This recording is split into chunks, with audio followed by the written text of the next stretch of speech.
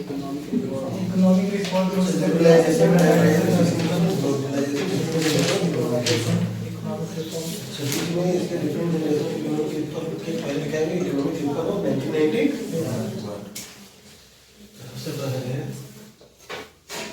सबसे पहले हम करते लिबरलाइजेशन।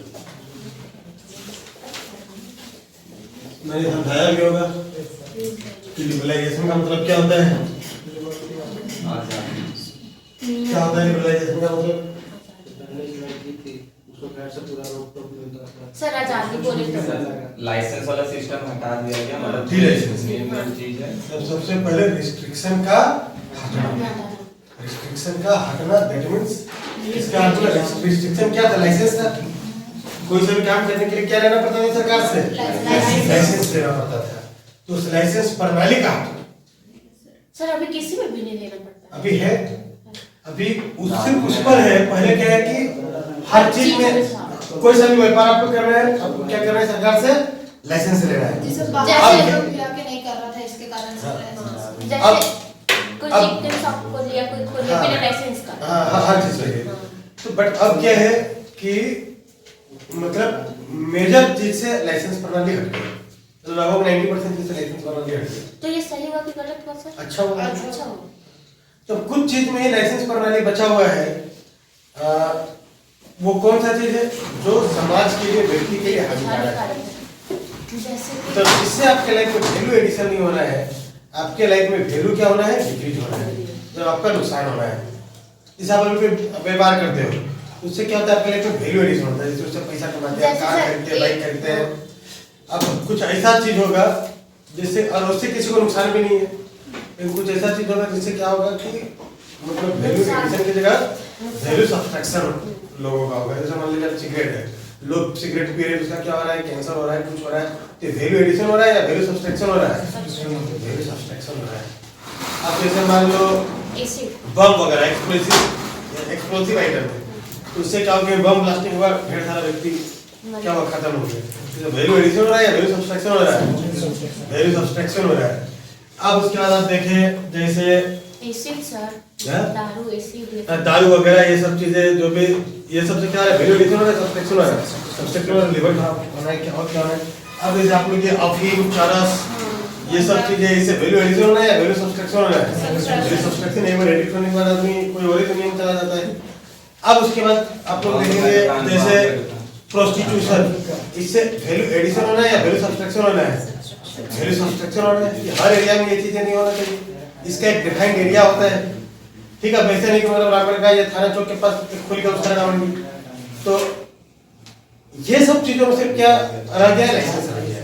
बात में किस तरह से लाइसेंस है? जैसे इस बार यूपीएससी में पूछा था प्राइवेटाइजेशन से बायोडायवर्सिटी पर गलत अत्याचार कैसे लिबरलाइजेशन, पढ़ाई की लिबरलाइजेशन, प्राइवेटाइजेशन, ग्लोबलाइजेशन तब पता चलेगा।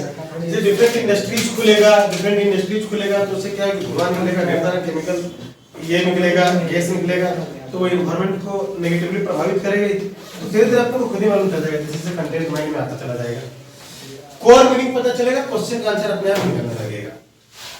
तो लिबरलाइजेशन का कोर मीनिंग क्या है? अब कोर मीनिंग लिखने में डायरेक्ट आप लोग अप्लाई कर पाएंगे, अगर ग्राफिकल टर्म लिख देंगे तो। लैंग्वेज के टर्म लिखेंगे तो आप लोग अप्लाई करने में दिक्कत होगा, क्योंकि पता ही नहीं चल पाएगा प्रैक्टिकली वो चीज क्या है, आपको उस चीज का दर्शन ही नहीं हुआ रहेगा। यहाँ पर क्या होना चाहिए? दर्शन होना चाहिए चीजें का, स्पष्ट दर्शन। समझ आ रहा है? तो अब देखिए सारा समस्या कहां पर आता है? जहां दर्शन नहीं होता है, चाहे वो कोई सा भी फील्ड हो। जहां दर्शन नहीं होता है समस्याएं वहीं उत्पन्न होता है, जहां दर्शन होता है वहां समस्याएं उत्पन्न नहीं होता है, क्योंकि माइंड को स्पष्ट पता होता है कि चीजें क्या है। तो अब देखिए लिबरलाइजेशन में डी लाइसेंसिंग प्रणाली, डी लाइसेंसिंग, लाइसेंस एन के बाद एस या सी, लाइसेंसिंग, डी लाइसेंसिंग यही है कि सी होता है। एक बार देखना तो डिक्शनरी में लाइसेंसिंग का स्पेलिंग लिख करके।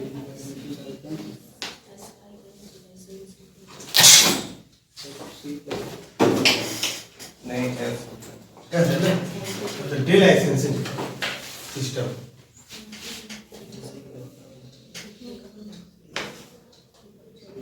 अब इसी का कुछ कोर वर्ड तो बस लिखेंगे, दिमाग में सेट हो जाएगा, बार-बार किसी से बैठाने की जरूरत नहीं है। डी लाइसेंसिंग में क्या हो रहा है? सिंपल सा बताएं, डी लाइसेंसिंग में क्या हो रहा है? रिस्ट्रिक्शंस हट रहा है। डी लाइसेंसिंग मतलब लाइसेंस का जरूरत नहीं पड़ना धंधा करने के लिए, मतलब क्या रिस्ट्रिक्शंस का हटना। लाइसेंस का जरूरत पड़ रहा है मतलब क्या, आपके ऊपर रिस्ट्रिक्शन है कि आप धंधा नहीं कर सकते हैं। आप लाइसेंस ले रहे हैं सरकार से, मतलब सरकार से क्या ले रहे हैं? परमिशन ले रहे हैं धंधा करने के लिए। लाइसेंस लेने का मतलब परमिशन लेना। अब लाइसेंस लेने की जरूरत नहीं, मतलब परमिशन लेने की जरूरत नहीं, आप लोग करता है करो, समझ आ रहा है? देखो आपके ऊपर से रिस्ट्रिक्शंस हट गया। परमिशन कब लेने की जरूरत पड़ता है? जब आपके ऊपर रिस्ट्रिक्शन होता है जिस चीज में, समझ आ रहा है? उसी चीज में आपको परमिशन लेने की जरूरत पड़ता है जिस चीज में आपके ऊपर रिस्ट्रिक्शन होता है। अगर रिस्ट्रिक्शन ही ना हो तो परमिशन लेने की जरूरत है क्या? नहीं। तो वही डी लाइसेंसिंग सिस्टम, मतलब लाइसेंस लेने की जरूरत नहीं, परमिशन लेने की जरूरत नहीं। क्यों? क्योंकि रिस्ट्रिक्शन हट चुका।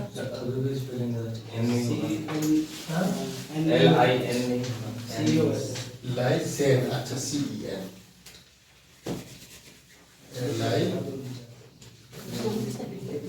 लाइसेंस, डी लाइसेंसिंग सिस्टम, ठीक है। इसका मतलब रिस्ट्रिक्शन का हटना। तो रिस्ट्रिक्शन का हटना को हम इंग्लिश में क्या बोलेंगे?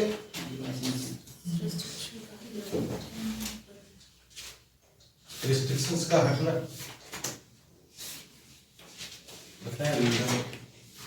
रिस्ट्रिक्शन का हटना, इसको इंग्लिश में कैसे लिखेंगे?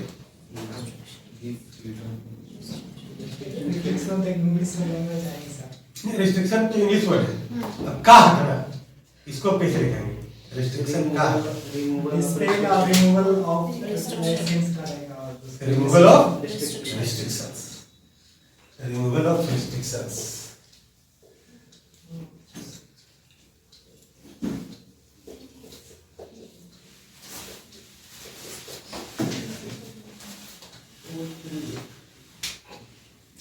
तो इसका मतलब क्या आ गया? रिस्ट्रिक्शन हट गया, मतलब अब क्या, आपको परमिशन लेने का जरूरत नहीं है। किस लिए किस चीज के लिए परमिशन लेने की जरूरत नहीं है? व्यापार करने के लिए। व्यापार करने के लिए आपको परमिशन लेने का जरूरत नहीं है।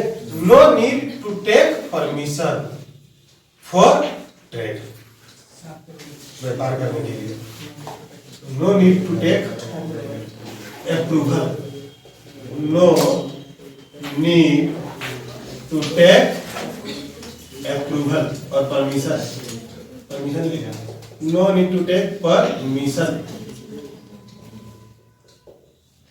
For trade, no need to take permission for trade. अब देखो इकोनॉमी को भी आप लोगों का हिस्ट्री पॉलिटी ज्योग्राफी जैसे ही कर देंगे। इकोनॉमी ऐसे आसान नहीं है, लेकिन अब हम इसमें कुछ और सिस्टम अब अपनाएंगे, पढ़ाने का तरीका कुछ और ही कर देंगे, जैसे कि पॉलिटी, हिस्ट्री, ज्योग्राफी जैसे ही आप लोगों की इकोनॉमी हो जाएगा।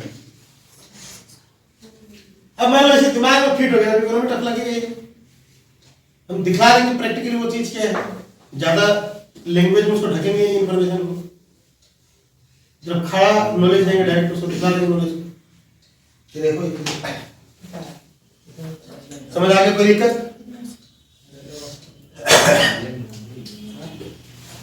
अब लिबरलाइजेशन के बाद एक टर्म होता है, एक टर्म और उसमें लिख लो, शायद लिबरलाइजेशन के बाद आपने लिखेंगे न्यू लिबरलाइजेशन। लिबरलाइजेशन और प्राइवेटाइजेशन के बीच में एक पॉइंट लिख लो, न्यू लिबरलाइजेशन। न्यू की न्यू, न्यू NEO लिख लो, NEO न्यू लिबरलाइजेशन। लिबरलाइजेशन और प्राइवेटाइजेशन के बीच में neo labour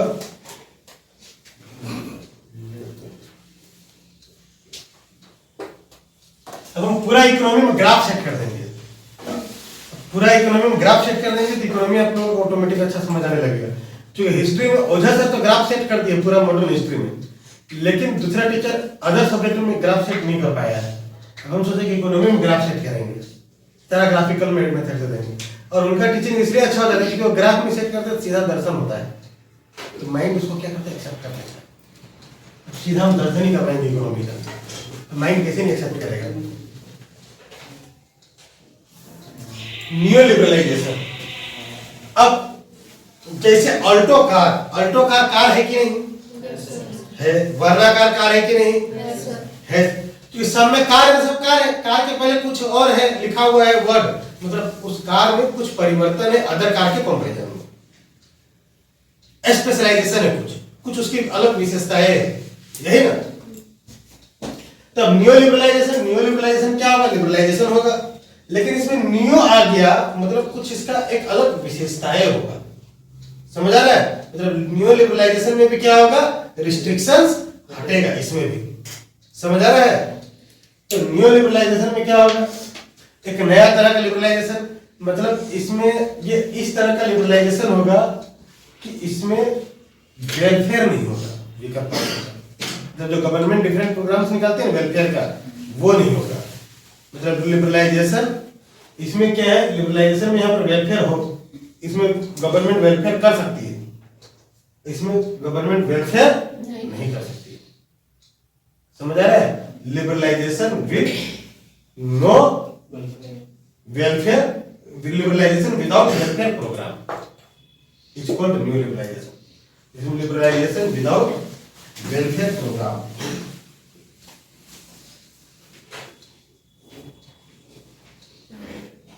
liberalisation without welfare programme.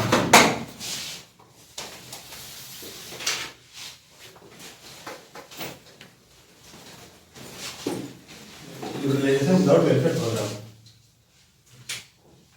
तुम तो पहले क्लास की हो ना ये सुषमा, तो पहले वाला ये पहले जो लैंग्वेज में लिखा था तो वो ज्यादा सही था या ये ग्राफिकल वाला ज्यादा सही है? सर ये ग्राफिकल वाला ना, तो उसमें भी बहुत शॉर्ट ही बता दो। तो है क्या, अब मतलब कहने का मतलब हमेशा हर चीज ज्यादा से ज्यादा डायग्राम का इस्तेमाल करना लाइफ में। रीजनिंग में मेरा क्या है कि अच्छा होने के पीछे एक ही रीजन अब मुझे समझ आता है, कुछ लोग लैंग्वेज का इस्तेमाल बहुत कम करते थे। लिबरलाइजेशन विदाउट वेलफेयर प्रोग्राम, अब इसमें क्या होगा न्यू लिबरलाइजेशन में, अब लिबरलाइजेशन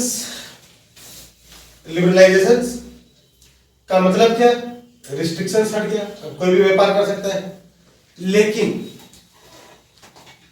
कमजोर के लिए अगर सरकार वेलफेयर का वर्क नहीं करेगी तो अमीर और कमजोर के बीच का खाई बढ़ेगा या कम होगा, बढ़ेगा, समझ आ रहा है। अगर कमजोर के लिए सरकार वेलफेयर वर्क नहीं करेगी तो अमीर और कमजोर के बीच का खाई बढ़ेगा।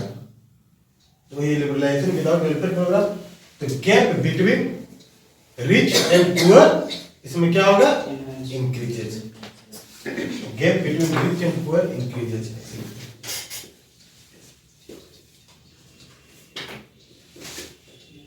Rich and poor increases. Liberalisation without welfare programme, ये न्यू लिबरलाइजेशन हो जाएगा, इसमें क्या होगा, गैप अमीर और गरीब के बीच का खाई बढ़ेगा। तो अब देखें, जैसे सरकार टैक्स लेती है, ठीक है, तो ज्यादा टैक्स सरकार को किससे मिलता है, अमीर से।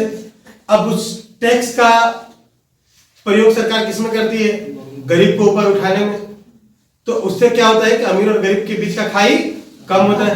अब सरकार वो काम ही नहीं करेगी तो खाई बढ़ेगा या कम होगा, बढ़ेगा, समझ आ रहा है।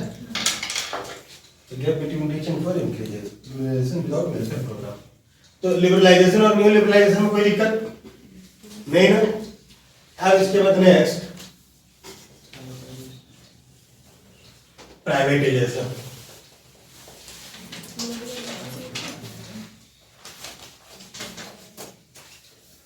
प्राइवेटाइजेशन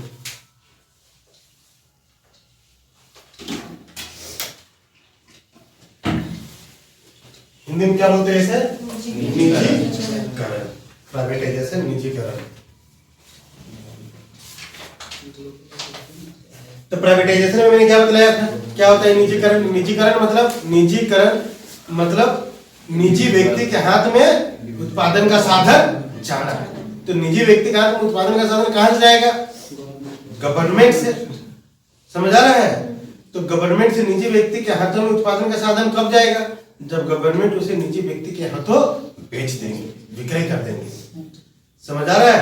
इसमें क्या होगा? सेल ऑफ गवर्नमेंट प्रॉपर्टी, मतलब सरकारी संपत्ति का विक्रय। Sale of government property, sale of government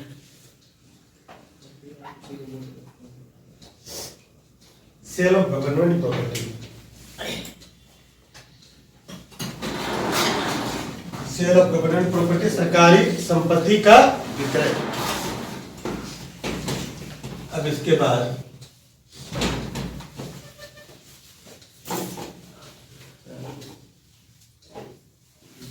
अब कितना तक बेचेगा गवर्नमेंट? जैसे up to 100%, up to 100%, up to 100%, sale of government property up to 100% इसमें होगा। अब इसके बाद प्राइवेटाइजेशन में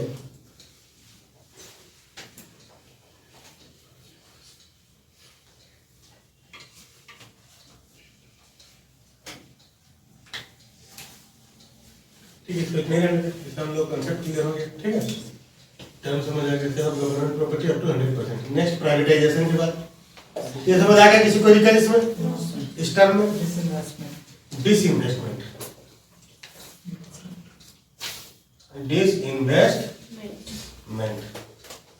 हिंदी में क्या बोलते हैं इसको? विनिवेशीकरण। डिसइन्वेस्टमेंट में क्या बोलते हैं? विनिवेशीकरण। तो डिसइन्वेस्टमेंट में क्या होगा? सेल ऑफ गवर्नमेंट प्रॉपर्टी अब बिलो 100%। इसमें क्या हो जाएगा? Sale of government property below 100%, sale of government property below 100%।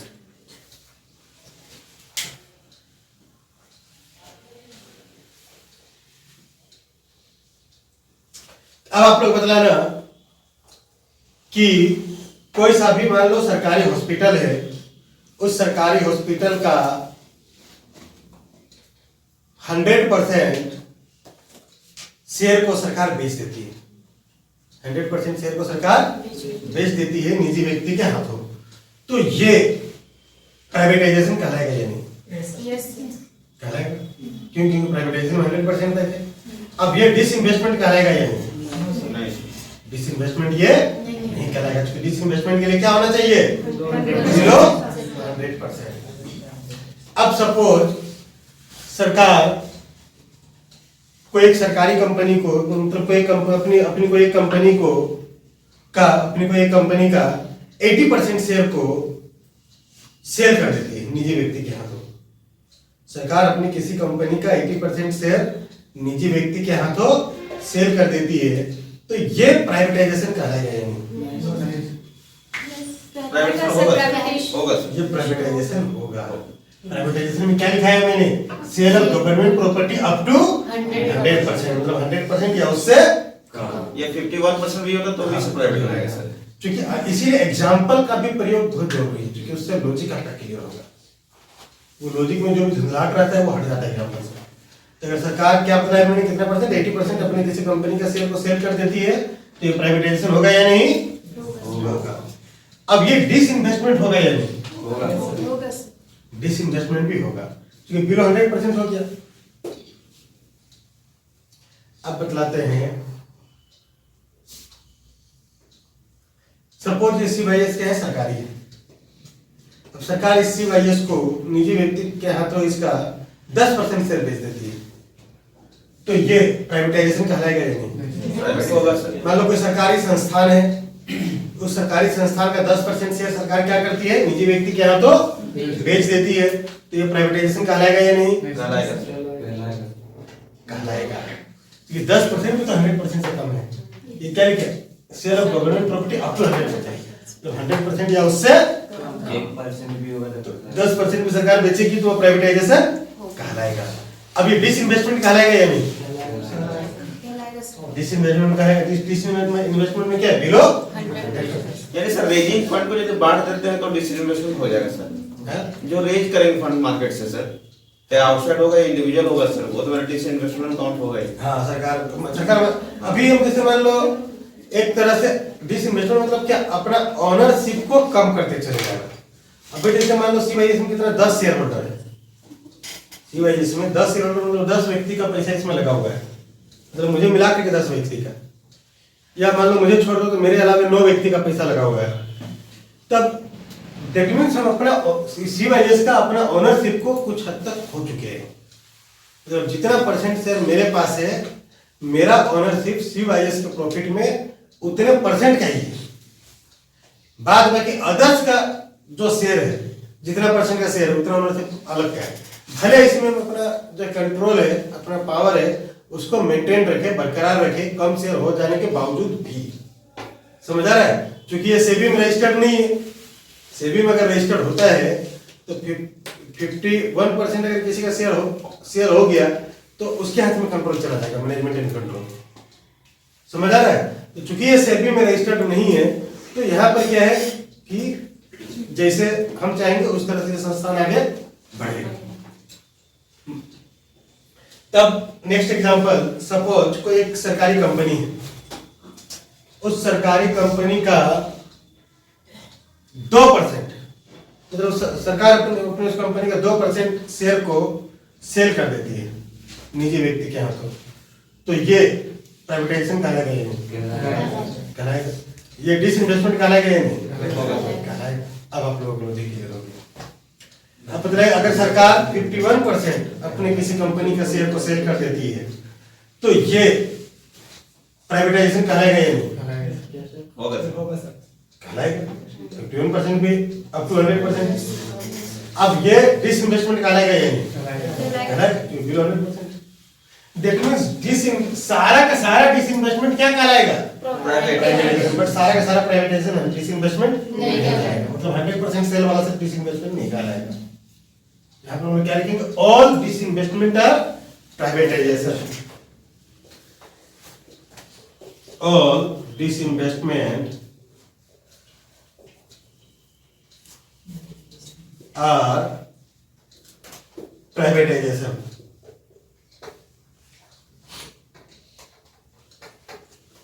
All disinvestment are privatization, but all privatization are not disinvestment. Are not disinvestment. All disinvestment are privatization, but all privatization are not disinvestment. मतलब 100% cell वाला जो case होगा वो सिर्फ क्या होगा? Privatisation होगा, वो डिसइन्वेस्टमेंट नहीं होगा। बाद में हर तरह का सेल क्या हो जाएगा? प्राइवेटाइजेशन भी होगा और डिसइन्वेस्टमेंट भी होगा। सर इसमें बेसिक कॉन्सेप्ट कैसे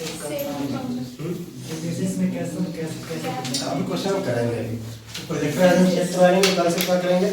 वाइट सेट करवाने का यूपीएससी का क्वेश्चन यार रिफ्लेक्ट कर देंगे, फिर आप लोग करोगे क्योंकि मेरे लैपटॉप में है। ठीक है, तो अब इससे हम लोग एक चीज क्या समझ आ गया? 100% सेल के केस में सिर्फ डिसइन्वेस्टमेंट होगा, अदर सारा केस में दोनों होगा, डिसइन्वेस्टमेंट भी और प्राइवेटाइजेशन।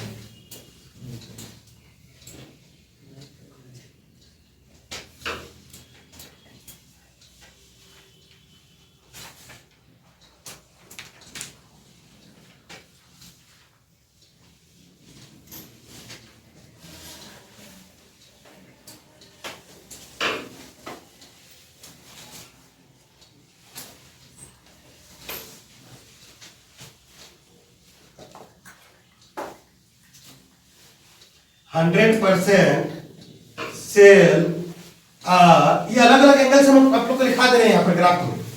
इसके बाद इस एंगल से फिर इस एंगल तक आपके दिमाग में लॉजिक सेट हो जाए, क्योंकि यूपीएससी लॉजिक से क्वेश्चन पूछेगा। समझ आ रहा है? 100% sale are only privatisation, 100% sale are only privatization. All other sale are both privatization and disinvestment. All other sale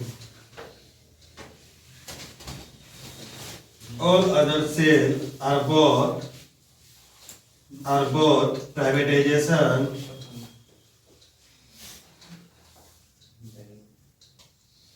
and disinvestment.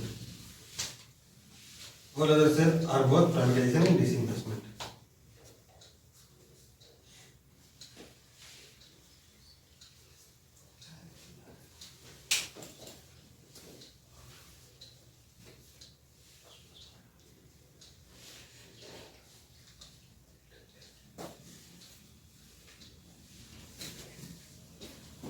ये समझ आ गया प्राइवेटाइजेशन और डिसइन्वेस्टमेंट में क्या अंतर है?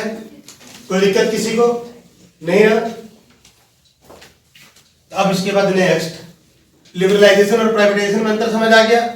लिबरलाइजेशन मतलब क्या? रिस्ट्रिक्शंस का हटना। और प्राइवेटाइजेशन मतलब क्या? Sale of government property. अब नेक्स्ट इसके बाद ग्लोबलाइजेशन, भूमंडलीकरण, वैश्वीकरण। सर लिबरेशन तो सभी कंपनी के लिए एप्लीकेबल होगा सर, प्राइवेट होगा या फिर गवर्नमेंट? लिबरलाइजेशन, हाँ जो उसका जो नीति होगा उसमें इकोनॉमिक। तो लिबरलाइजेशन में जैसे क्या कि मान लो सरकार अपना ही डाल रहा है कोई वेंचर, तो परमिशन देने वाला तो सरकार ही है, उसको परमिशन लेने का क्या जरूरत? जब कोई निजी व्यक्ति डालेगा अपना तब उसे परमिशन यानी मतलब झुकाव से प्राइवेट की तरफ था इसका मतलब। प्राइवेट लिबरेशन हो गया मतलब कि प्राइवेट सेक्टर की ओर ज्यादा, प्राइवेट सेक्टर भी अब धंधा कर सकता है, इंक्लिनेशन उसी पर था। हाँ, उसको धंधा करने के लिए परमिशन लेने का जरूरत नहीं। समझ आ रहे हैं?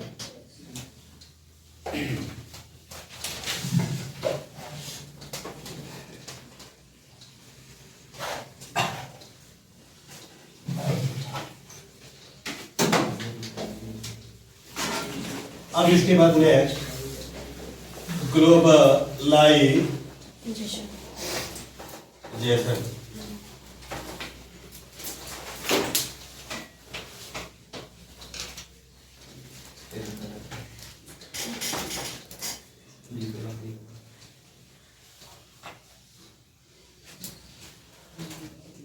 तो ग्लोबलाइजेशन क्या होगा? वैश्वीकरण क्या होगा? Trade and commerce among Nations हो जाएगा। Sir, interconnection between countries through MNCs and trades. Right, next anybody? Sir एक देश की अर्थव्यवस्था को दूसरे देश की अर्थव्यवस्था के साथ जोड़ना ही वैश्वीकरण है। Right. Integration of home country with rest of the world is called globalization. Integration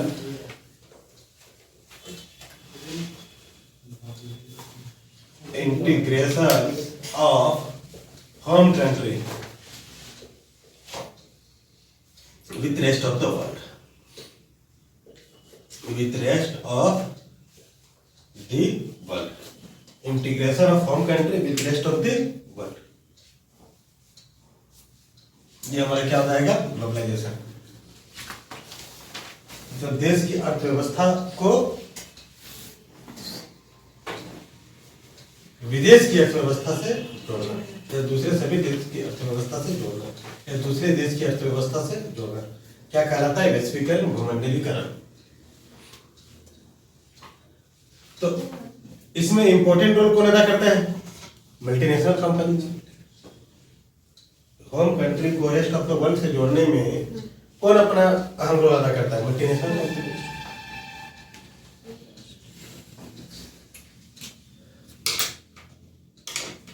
और इसमें देश का अर्थव्यवस्था रेस्ट ऑफ द वर्ल्ड के साथ कैसे जुड़ेगा? जब एक्सपोर्ट इंपोर्ट क्या होगा, मतलब जो रिस्ट्रिक्शंस है एक्सपोर्ट इंपोर्ट को लेकर के, वो रिस्ट्रिक्शंस क्या होगा? हटेगा।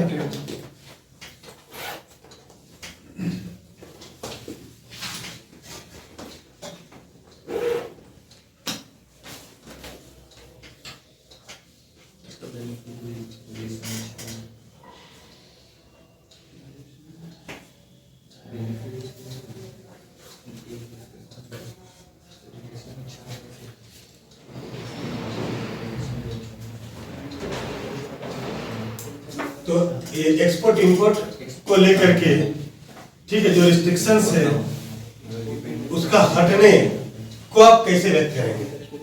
अब धीरे धीरे आप लोगों को क्या करना है, कहानी बनाने भी सीखना है। मतलब बहुत सारा समय आपको क्या है कि वो चीज पता रहेगा बट आप उसे लैंग्वेज के टर्म में बाहर नहीं निकाल पाएंगे। ये प्रॉब्लम जैसे आएगा एग्जाम में, तो उस चीज को धीरे धीरे अभी से ही सुधारना है। समझ आ रहा है? हम कंटेंट देंगे और लैंग्वेज हम आप लोग से मांगेंगे, तो आप लोग को लैंग्वेज देना धीरे धीरे आदत हो जाएगा, तो अंदर से वो चीजें बाहर निकलने लगेगा जो चीजें आपको आता है। जैसे मेंस में जो अच्छा लिखता है जरूरी नहीं कि उसको बहुत अधिक आता है, उसको ये है कि लैंग्वेज को डिलीवर करने का कला उसके अंदर विकसित हो चुका होता है, कहानी बनाना उसे आ चुका होता है। तो वो चीज आप लोग को धीरे धीरे सीखना है। जैसे अभी जो मैंने